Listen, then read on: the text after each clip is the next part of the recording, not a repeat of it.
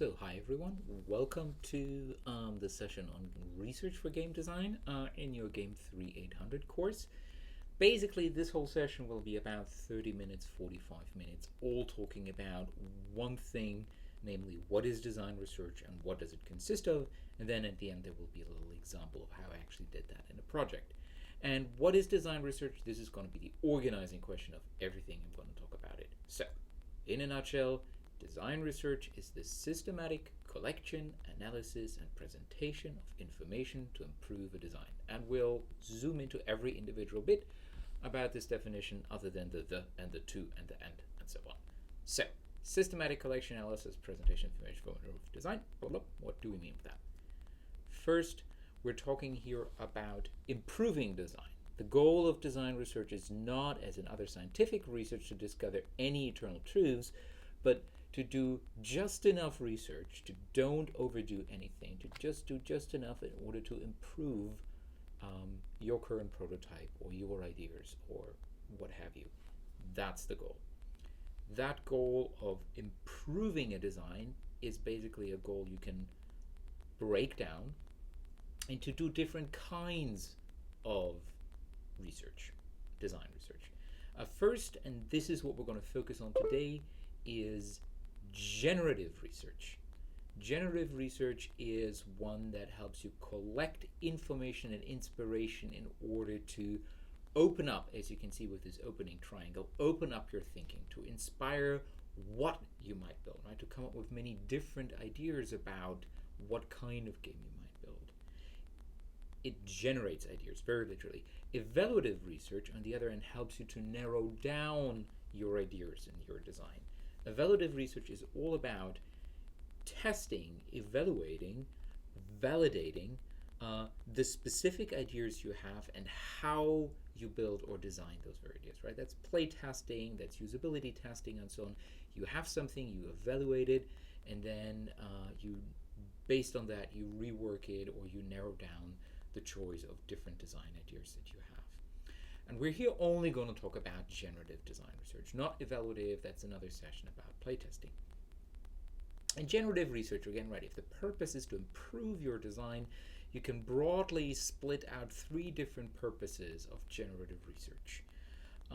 The first one is what designers often call to frame design, to frame the design space. That means to have a conceptual understanding of what it even is that your problem is, right? Helping you to articulate, to frame the design problem that you're solving.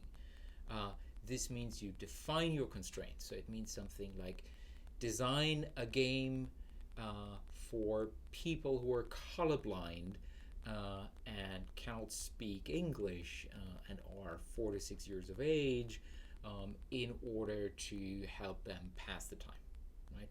That's how you define the constraints of your design space.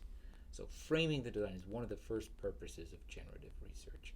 And you might say, well, framing something, putting out constraints or articulating a certain direction or a certain problem, that doesn't sound like it's opening up ideas. If anything, it sounds like it's limiting ideas. But if there's one thing that's true about design is that constraints are useful and necessary, because constraints are basically the springboards of your inspiration, which brings us to the second purpose of generative design.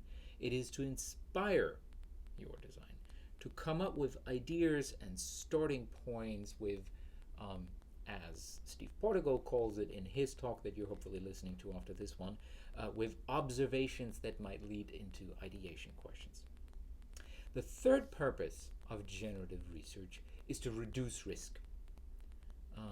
That is, even though you're opening up your ideas about what it is you might do, and you inform that at the same time by framing the constraint, by framing a design space, you're making sure that you're not copycatting existing work, both for intellectual property right reasons and because, right, if you think about a summer blockbuster movie, right? Imagine the big one summer blockbuster movie is a science fiction space opera.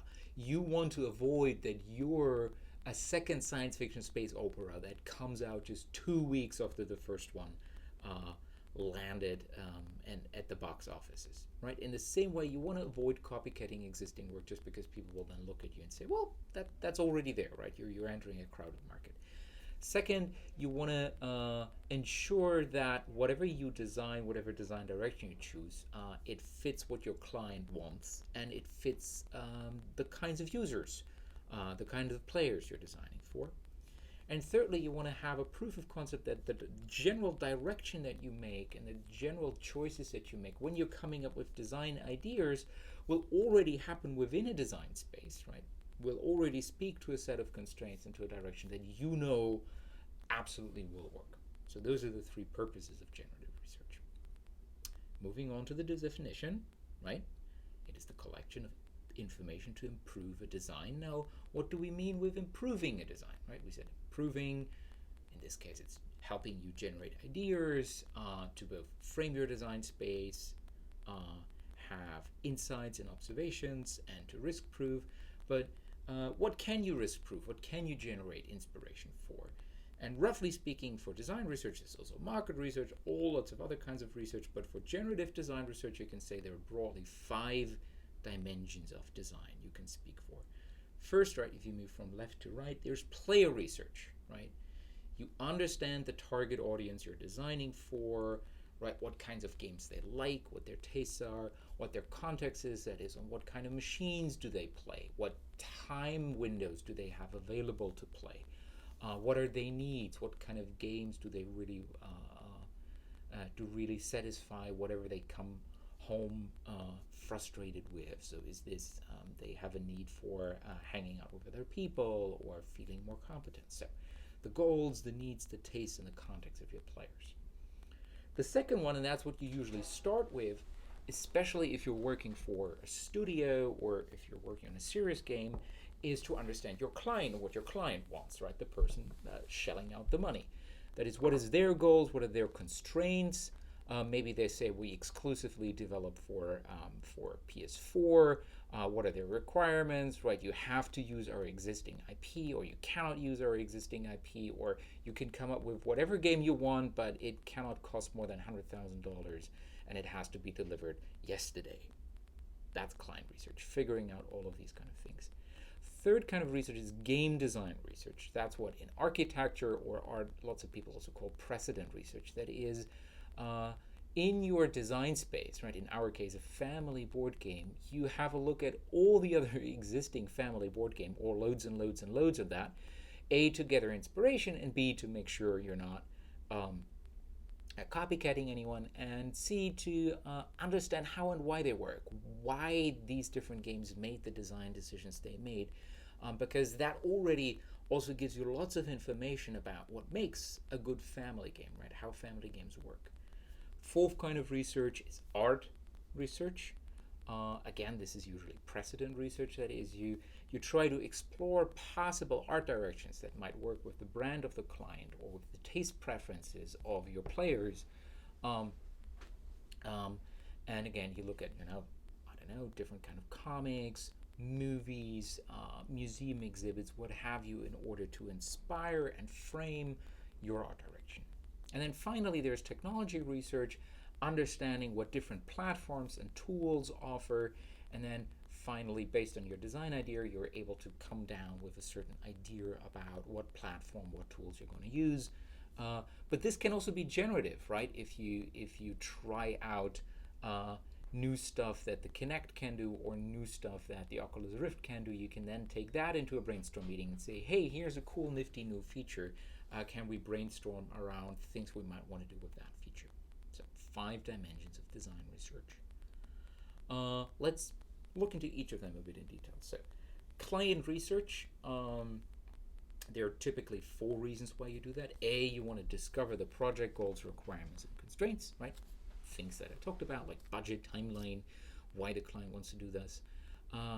Second, you want to understand why these goals and requirements exist and how malleable they are, right? A really good designer will come back to their client sometimes and say, your initial briefing is bonkers. You wanted us to do a completely analog board game, but this specific audience in Korea is totally hot for hybrid board games. So we would like to revise your initial briefing, right? But in order to know whether you can actually do something like that with your client or not, you have to understand why their goals and requirements exist. That together then gives you a nice frame, right? You know the box, the space in which you can design.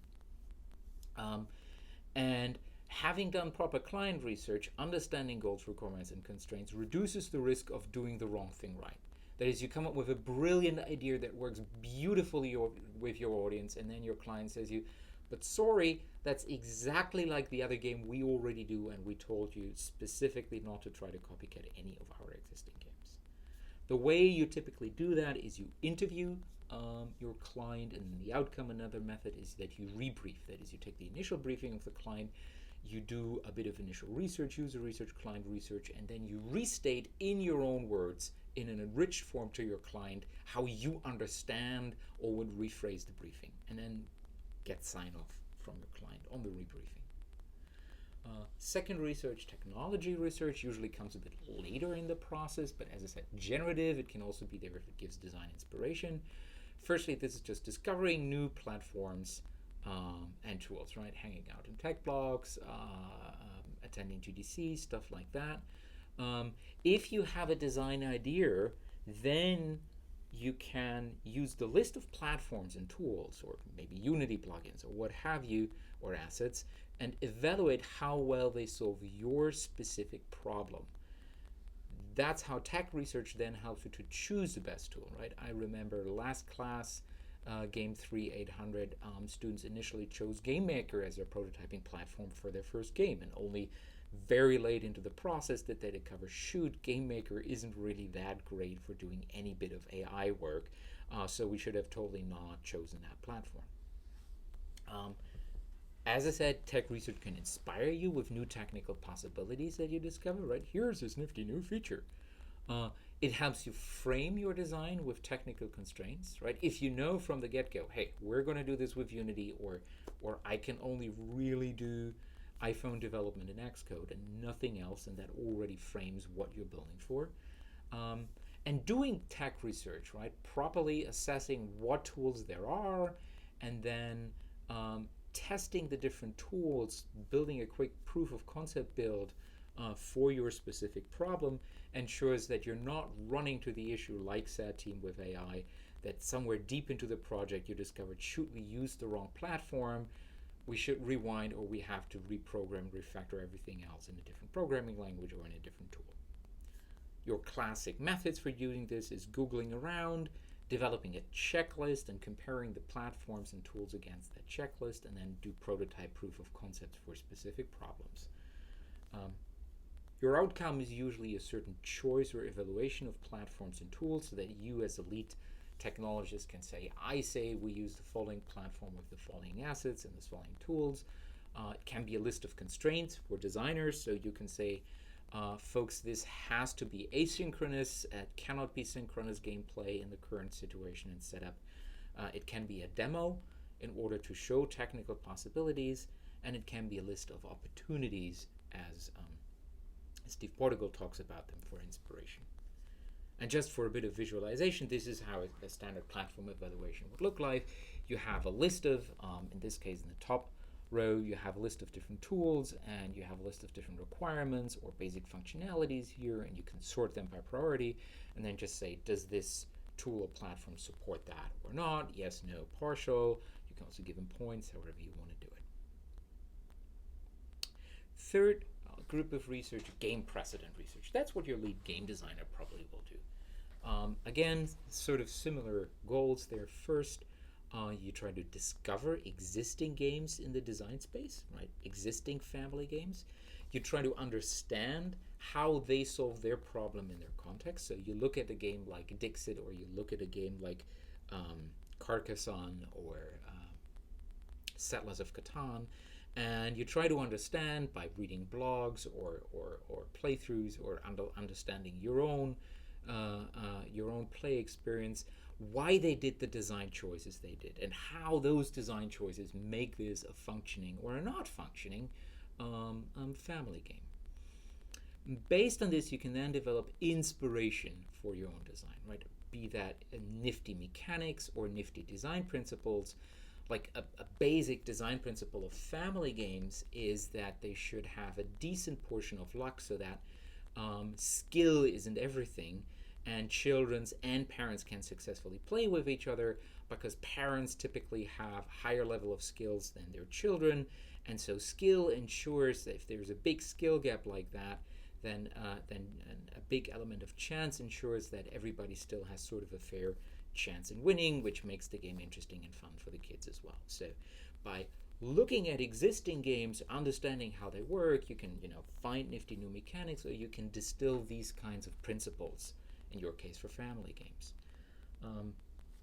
Fourthly, game precedent research, as the Hasbro people explained already, helps you reduce the risk of presumed copyright infringement, right? If you're just copycatting an existing game, or just filling a crowded market and nobody buys yours games because you just reinvented Bananagram or something. Your standard methods are Googling on different platforms with different keywords and then play analytically, basically. And you also Google around for postmortems or designer notes around the games. Your typical outcome there would be a list of mechanics and principles that you can use as opportunities, as ideation questions, and a set of precedent studies. It's a classic format you might see in architecture or interaction design as well. And just again, to give you a bit of an idea of where you might Google how these precedent studies look like, here's an example from an architecture study around designing urban setups for play. Right in the top left corner, you see somebody teasing out formal commonalities of this, right? Different objects that are used in play, materials, and typical operations people use in a city.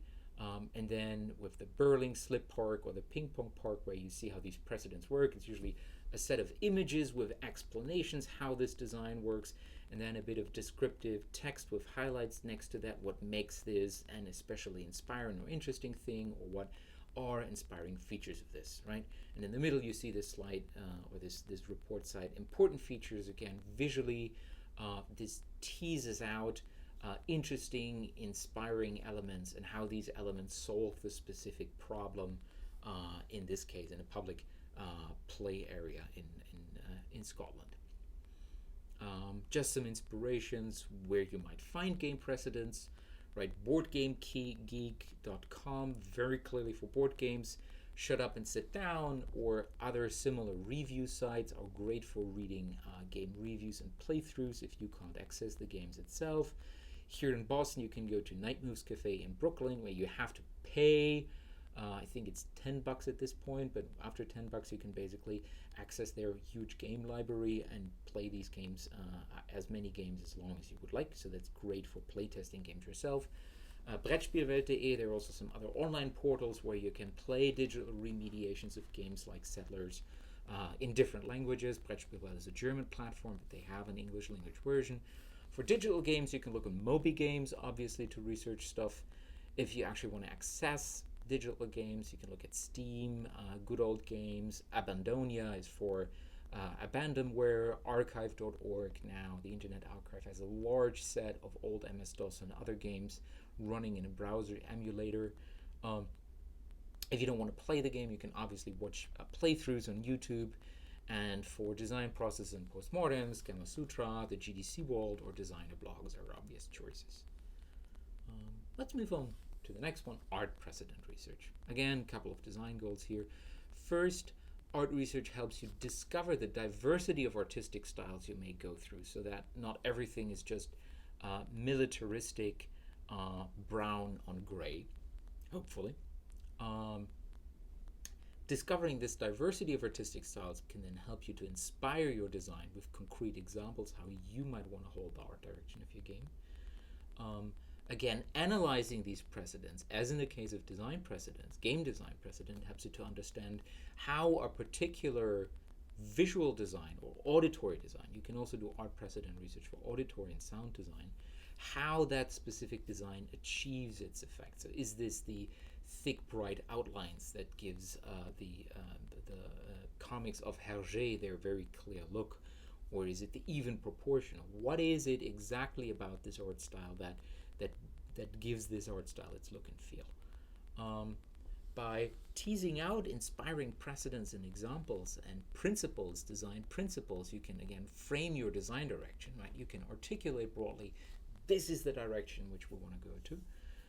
And again, by studying precedent, you can make sure that you're not appearing to just copycat an existing game. So you feel like you totally reinvented the wheel because you did a claymation game, and only to then discover, well, no, other people also already did a claymation game. Methods are, again, you Google around, you browse art books, you browse museums, you browse whatever you have that gives you visual inspiration and auditory inspiration. And classic outcomes or mood boards, style tiles, and design principles. So, right, mood boards, most of you will know, so these are collections of imagery, of text, of fabrics, of shapes, of types, of color schemes that help you articulate the direction in which you want to go. Style tiles are a more formal version specifically for interface design, user experience design, where you define little sample pieces of your interface already in terms of colors, in terms of typography, basic buttons, and so on, to get a sense for the look and feel you're going for. And you can read more on style tiles on styletile.es. And design principles are then kind of accompanying these images, teasing out in language what you want to do. These are usually formulated in adjectives and usually in adjective pairs, right? Something that is inspiring, not selling, personal, not oversharing, exciting, not hyped up, and so on. So verbal articulations of what connects those different images you came up in your mood board. Okay. Speaking lastly and most importantly about players and player research. Again, player research serves to discover what are the goals of your players, right? Why do they play the kind of game that you're designing? What are their needs? What do they want? What do they expect? What do they hope for from that kind of game experience? What are their tastes? What do they like and dislike, right? This may be visual, this may be game mechanic, whatever. What are their tastes? And what are their contexts, right? When do they play? How do they play? How much money do they have? How much time do they have? Do they play repeatedly the same game or differently? All these kinds of things are very important to know how to design the right games for your audience. You discover that, and as you discover that, you understand how your users and players think and feel and act and why they do so, right? What's the underlying psychological processes behind that? All of that can then inspire your design with insights, right? So as I said, you might discover an insight that goes, oh, a high chance game is fun for the whole family, or oh, a game where the children can do an important bookkeeping role might be a great family game, because even though the child might not understand the game, it might still feel competent and powerful depending on the age of the child, by bookkeeping the bank or doing similar things like that. Again, it importantly helps you to frame your design with goals, requirements, and constraints, right? Whatever you design should fit your player audience, in your case in specific. And it reduces the risk of missing your users, right? Of coming up with a great design idea that perfectly works for a client, but it absolutely doesn't work for the player audience you're targeting. The standard methods are interviews and contextual inquiry, and I'm going to talk about those a bit. Standard outcomes are personas, customer journeys, again, opportunities, and requirement lists. So, as I said, the most important part about user research is understanding the user, and that usually means understanding that you are not the target audience, that what you like and what you enjoy is not necessarily what your target audience enjoys, unless you design a game that is specifically for people like you, which is a smaller audience than you might think. So in order to avoid this designing for something that you like but your audience doesn't like, one standard way of doing that, which you will probably do, is interviews. Is you just go out, you find people that represent your audience, that come as close as possible to the audience that you have, and then you walk in there, give them a set of activities, and just ask them questions, right? How do you play? When do you play? What kinds of games do you like to play, and why? What makes these games fun? These kinds of questions. Another very good standard method is this highfalutin word contextual inquiry, which basically means nothing but you walk together with your users through the process, through the space of whatever it is you're studying. You're observing them, you let them explain what they do. So in your case, this might be have someone walk you through their board game shelf, or if someone is willing to have you kind of play with them during a family game, or sit on the side and observe what they do and afterwards ask them some questions. This is usually much richer than just interviewing people, because people rarely remember everything, and people like to represent themselves as more likable in their interviews than they possibly actually are during the actual act, during the actual behavior that you're designing for. In terms of formats in which you turn your research into, common format in user research are personas. Personas are not real people, but they're visual archetype of typical kinds of different players. They're specifically useful if you notice, okay, we don't just have one group of players, we have 2 or 3 different groups of players.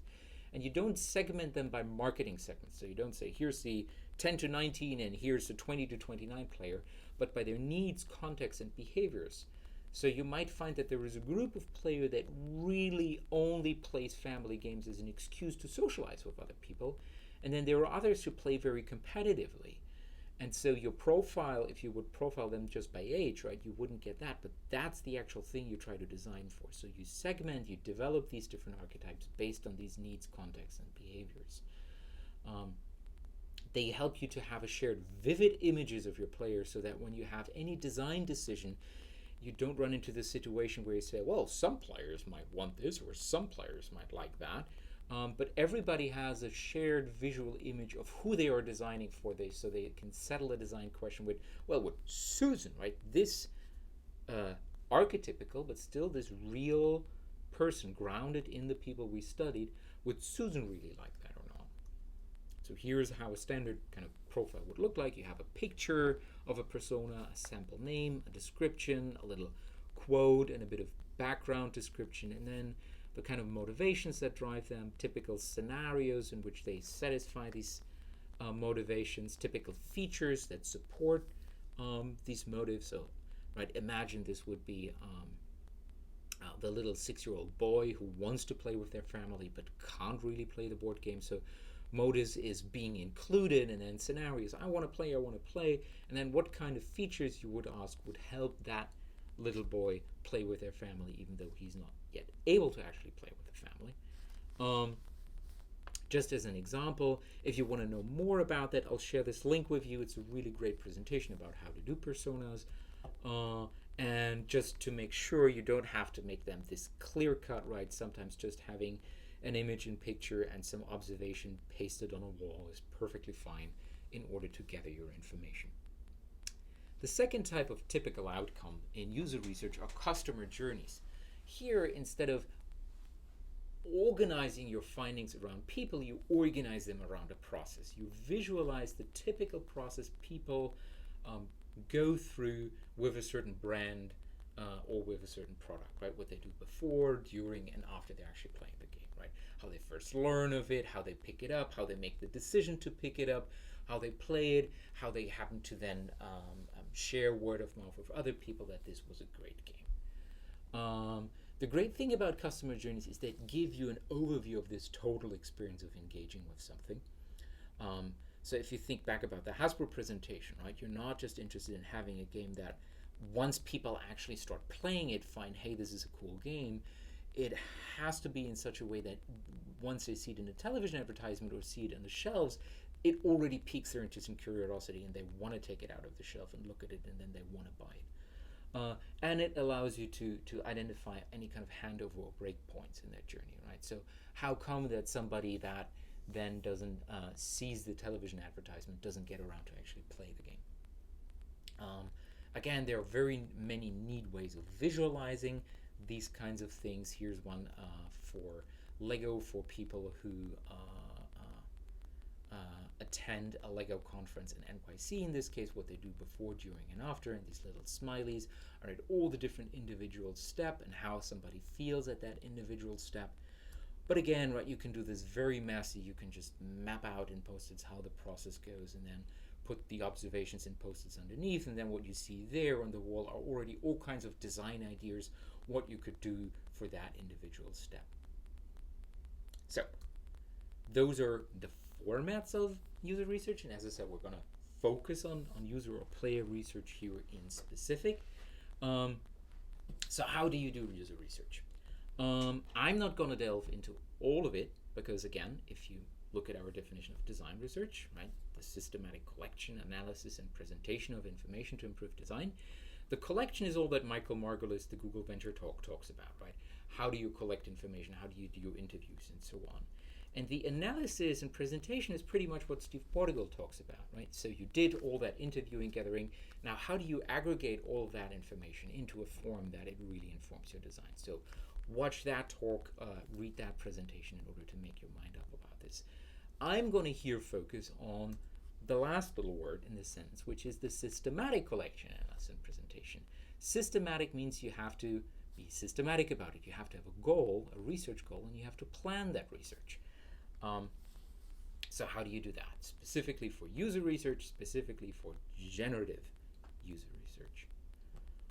Well, first off, you have to define your research goals and your research questions. So for every project, it's true that you can never do everything, right? You're always limited in your resources, you're limited in your time. So you always have to limit yourself. So first off, free list the possible research goals, possible broad things you want to find out. Like, what's the typical price point for games in if your country is Japan, or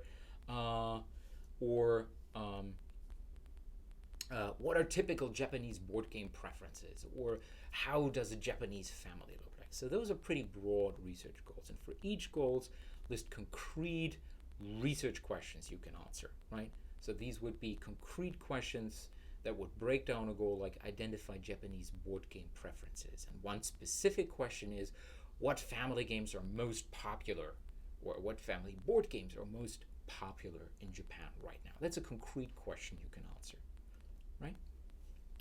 And so for each question, I recommend, maybe for each goal, but I would recommend for each question, you state why you need to know this question. Why do you need to answer this question, right? If you take the question, what family games are popular in Japan, you would write behind that in bracket the why. You would write something like, so that we know what families actually like in terms of board games. This is important for two things. A, the why helps you to assess if you really need to know this, and if you really need to know this at this point, right? If you have an unclear why, if you can't really articulate a why, you immediately know, okay, no, we don't have to answer this question or this goal. We can skip this. And it helps you to know whether your goal and your research question is the most useful phrasing of that question or goal, right? If you look at the question above, what family games are popular in Japan, what answer would that question generate, right? You would get a top 10 list of best-selling family games. Now, does that help you come up with new ideas for great family games for the Japanese market? No, it doesn't help you, right? It just says, well, there are 10 cool games. What you really want to know, I would suggest, is what people like about these games. So why are they popular, right? What makes these games popular and attractive in Japan, right? So understanding what games are popular is just the first step. The second research is what makes these games popular. What do families like about these games? Or why do these games sell? That might be a different question from what people like about them. And if you've listed up these research goals and a set of research questions with the whys behind them, you can then prioritize your goals and your questions. You can say which one are really important. And usually at this point, you already have a list of like 20 things, and you can already strike down without even estimating how much time it's going to take you, kind of the bottom 20 or so, or the bottom 10. And other than that, you prioritize them, you take them, you plan the research, then you look how much time that would take, and then you go back to your list of research goals and questions. You said, no, those we're not going to do, because we don't have the time and resources for that. So this is a bit like research planning is in and of itself a bit iterative. So once you have your research questions, you break that down into a research plan.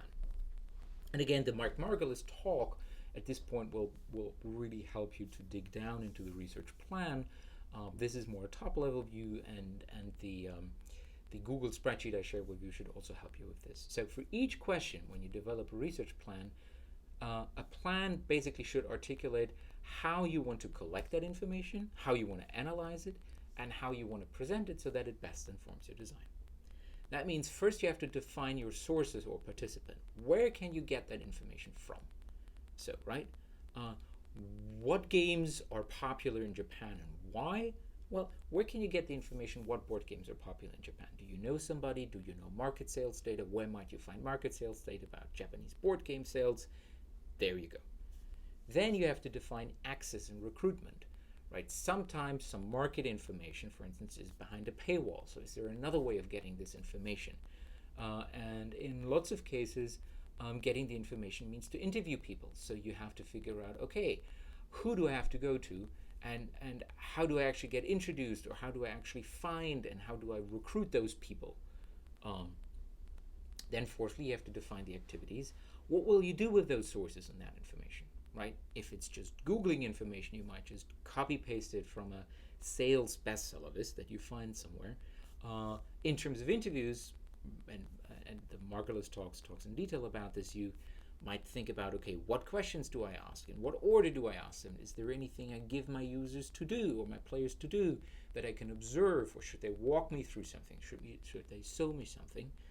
And then you define presentation. How will I present and aggregate that information so that it best helps me inform my design and convince my client that whatever idea I come up with really fits my target audience? So much for planning and so much for user research. Here's a practical example how basically in 1.5 days for a specific game you can do user research. So this is a real life example. This is a project of mine from 2013. I did with a bit of colleagues. I just took out the little information here that's really confidential. So this was a game. Here's the initial client project brief: a game for travel sales agent to learn how to sell the company's cruise ship trips and be motivated to sell them. So, right, this company was very successful. They had a new line of cruise ships trips, and they basically wanted more travel sales agents to sell their trips. That was their idea, and their idea was, well, the best way to do this is to have travel sales agent play a game that teaches them how to sell stuff. That was their idea. So with that initial briefing, we came up with the following research goals and questions. So the goal we set ourselves was to understand the needs and requirements of both the company and the sales agents. And then when we broke that down to research questions, we basically came up with 6 research questions. The first was, what are the project goals, right? What are the goals the client pursues with this? Why is the client doing this and developing this game? Maybe there's a much better solution than a game for this one, right? But we want to make sure that whatever game we come up with, we really do the thing that the client wants. What is the budget and the timeline, right? You might come up with a massively multiplayer online role-playing game and you notice, nope, out of scope, out of budget, out of time. Thirdly, what skills and know-how are needed to sell these cruises, right? If this is a training game, obviously you need to know, well, what should this game train, right? And that's what this question was about. Fourthly, we wanted to know, what do the sales agent already know about the cruises and how to sell them, right? It might be that this is a sales game or a training game, but the sales agents already know everything about this, so knowledge isn't even the issue. Or it might be that there is a large swath of knowledge, but the agents really already know almost everything but a little part. So in order to not develop a game that trains something that people already know, we had to answer this question. Fifth, what motivates and hinders sales agents to learn about these cruises, right? So this question was mostly there so that we know, okay, what are the goals, needs, and motives? What do we have to appeal to? What is the hook that we have so that the sales agents actually want to play this game, right? What do we have to address in terms of their needs, that we're not just delivering the game and then they hold the CD in their hand, or they open the email in their inbox, look at it, go meh, and never do it. What's the hook? What's the motive that we have to address so that they actually use the game? And then finally, what are their game preferences and experience in terms of games so that we know that we have something that fits their profile, that they find attractive? What's their tech equipment and skills so that we don't build anything that doesn't run on their machines? And what are their available time windows? When do travel sales agents actually, have time, and when do they have the desire to use a training game? So with those research questions, we then set out and basically made a plan for 1.5 days in which we very quick and dirty assess the information. And this is roughly the way that those days actually flowed. For 1.5 hours, the client had sent us the briefing and some material before, and we read all that material, the prospectus about the trip and the website, so that we have an understanding of what these cruises are, what their pricing scale is, when they're offered, what different kinds are there, so that we already have an understanding of the know-how you need in order to sell these cruises, and so that we could ask any clarifying questions of the client, right? If you say, sorry, there's something about your cruises we don't understand after reading the material. Then for about 1.5 hours, we interviewed the client, right? We asked them, okay, this is a nice briefing you sent us in the email, but can you again say in your word, what are your goals? What are your estimated budget and timeline? What do you know about the sales agents and what they know and don't know, and what motivates them? And what do you think people have to learn about your tours, right? About your cruise tours. And then over the course of 3 hours, this was great because we were in a small city where we could basically hop from travel agency to travel agency with minimum travel in between. We selected 3 agencies, one who was really top performing. Those were veteran sellers of cruises, so that we know what do they do, what do they do well, what do veteran cruise sales agents do. Some in the middling and some low performing that just started it. So we figured out, okay, the top performing really know the most, and the low performing can tell us what it is they need to know, right? Or why it is that they are low performing, because those are the ones whose sales we want to raise. And we visited these agencies with basically 2 different things in mind. We want to inspect the tech equipment they have on the ground to understand what tech constraints we have to build for, and to interview the sales agents to understand what motivates and drives them, what are their needs, what is their existing knowledge, and what, right, especially interviewing the veteran designers, what's the required knowledge, what's the top knowledge for somebody who's really good at selling these cruises. So the way we did that is we let the sales agent walk us through a typical cruise sales process. Imagine I'm the client, right? Talk me through what would you do with me step by step by step, and what is it that you have to do and have to know at each of these steps, and can you show me how you do that on your screen? Can you show me what material you use? We also asked the veteran cruise agents how they train trainees. So what is it that you feel you have to teach the trainees, which we thought would give us a great insight into required knowledge. We also asked them about their pain points. What is it that you're currently struggling with selling these specific crews? How and when they learn new material and want to learn new material, right? In what format, in what time windows. And then in terms of motives, we asked them what makes them or what keeps them from selling specific trips in general. So why do you sell cruise challenge trips? Why do you sell trips to the mountain? Why do you sell, right? How come you choose to offer a client this versus that? And then cruises in specific, and then cruises from this company in specific, to understand the underlying motives and hurdles. Then after we did all of that, we set together. Already at the beginning of the whole process, we decided that every individual team member has the hat on for one specific bit of analysis and content gathering, right? One person was there to understand the client goals in specific, one specifically to the user needs, one for the tech requirements, and one for the learning needs, stuff that needs to be known. And then in the afternoon, we sat together and we all shared, right? We all took notes, we all shared out our notes.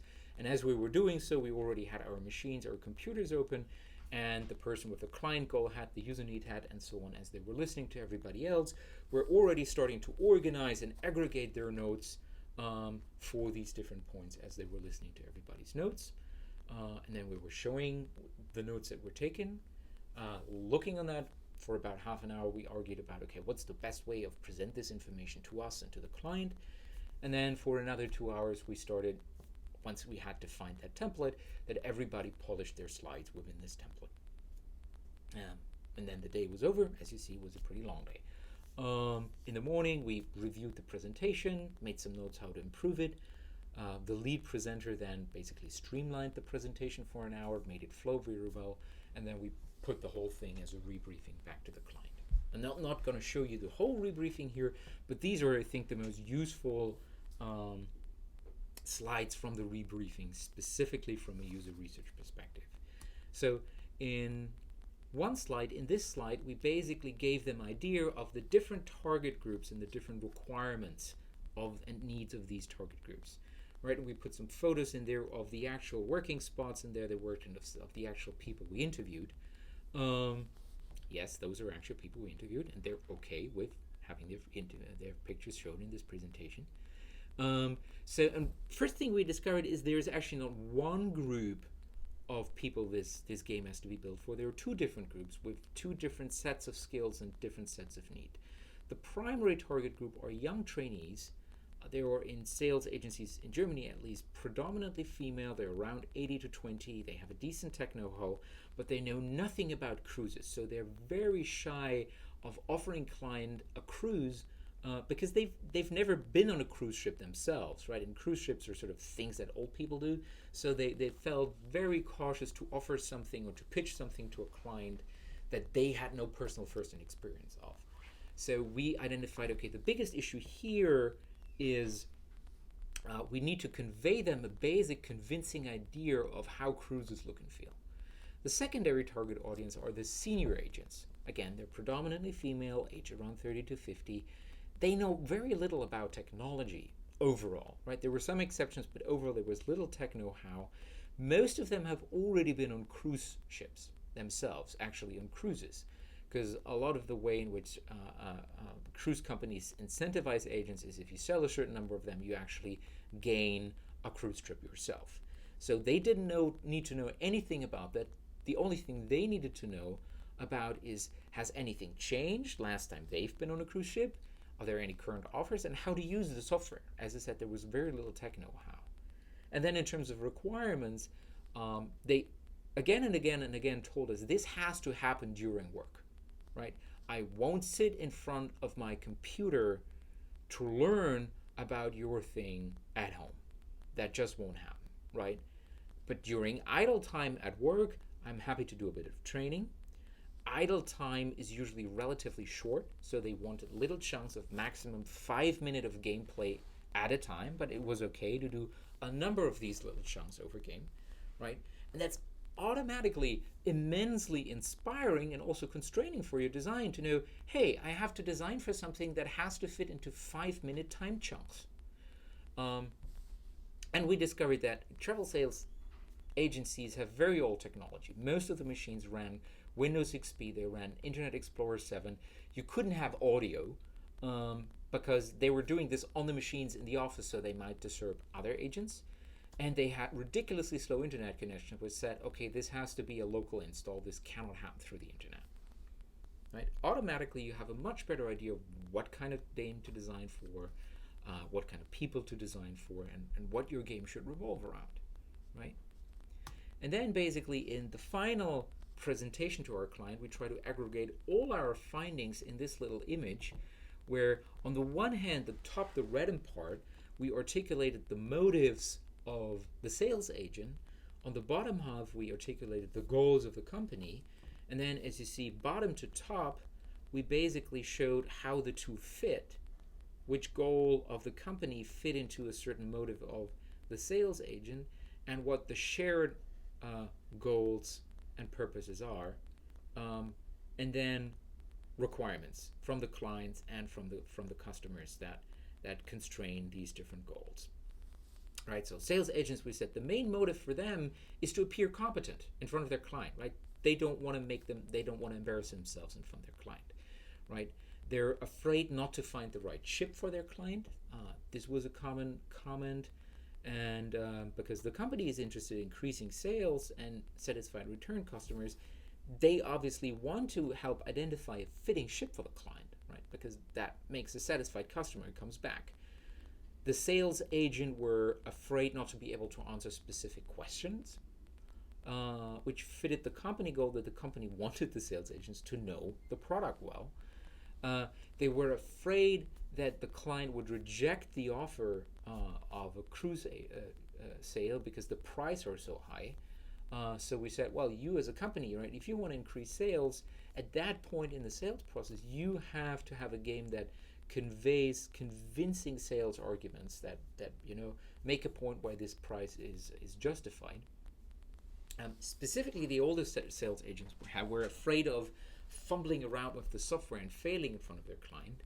So we said this is great for a drill and practice portion of this game that teaches you how to use the actual booking software.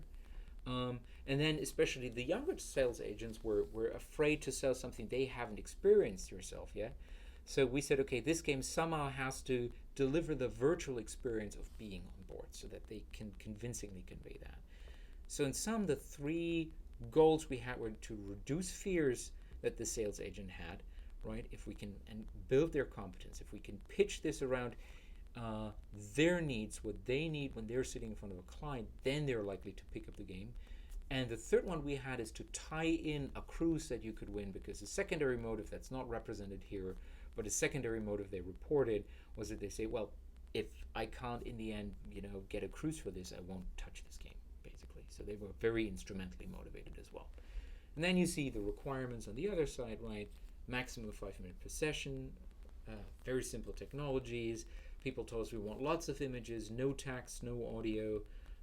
Personal bonus, the cruise should be tied in. And then the client requirements, okay, this has to be shippable in a certain time period, has to cost a maximum of so many dollars, has to cost so and so many dollars maximum to ship and deploy. That's as a little overview. And again, if you have any questions, just shoot me a message on Slack.